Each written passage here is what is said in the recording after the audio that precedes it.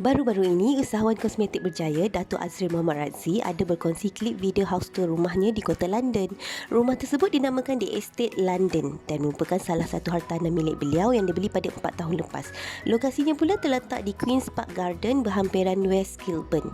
Menurut Dato' Azril, pembelian rumah tersebut merupakan salah satu investmen dan perniagaan short term rental beliau. Malah turut jadikan rumah transit beliau sekeluarga apabila datang ke Eropah.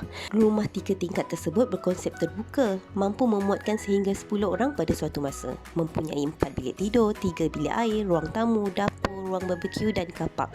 Memiliki interior mewah yang cukup cantik dan lengkap serba-serbi. Jom kita tengok video house tour yang dikongsikan oleh beliau. Hai, Assalamualaikum. Saya baru je sampai dekat London. Ni, rumah saya dekat sini. Betul-betul dekat bandar London. Kita masuk kat dalam. Jom, saya nak buat house tour. Okay, basically, rumah ni ada 4 bilik. Dan juga ada 3 tandas. Didatangkan dengan ni ruang bawah. Ni dapur dekat bawah. Okay, ni tempat memasak. Okay, lepas kalau tengok ya, dia memang open konsep dia buka. Okay, sekarang ni dekat dining table. Dan juga ni adalah living area. Okay, dan juga paling best kat bawah ni, dia ada yard. Kita lepak-lepak santai-santai. Okay, kalau siapa-siapa yang minat sini nak buat barbecue ke apa, boleh buat kat sini. Kita juga ada sediakan ruang kat bahagian belakang. Dan satu lagi, kalau dekat bahagian belakang ni kita buka pintu, ada kapak juga. So kalau ada kereta, sewa kereta dekat London, dekat UK, boleh park kereta kat belakang. Okay, jom. Rumah ni 3 tingkat. Kita naik ke tingkat pertama. Okay, sekarang ni adalah bilik saya, bilik utama, master bedroom. Nampak tak?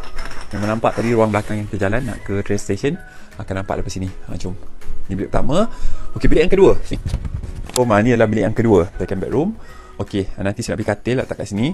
Okay, jom. Kita naik ke tingkat yang atas sekali. Okay, sekarang kita dekat tingkat 2. Ni adalah bilik nombor 3. Kita masuk. Okay. Inilah bilik nombor 3. Okay, jom. Saya nak bawa bilik yang terakhir. Bilik yang keempat. Jom.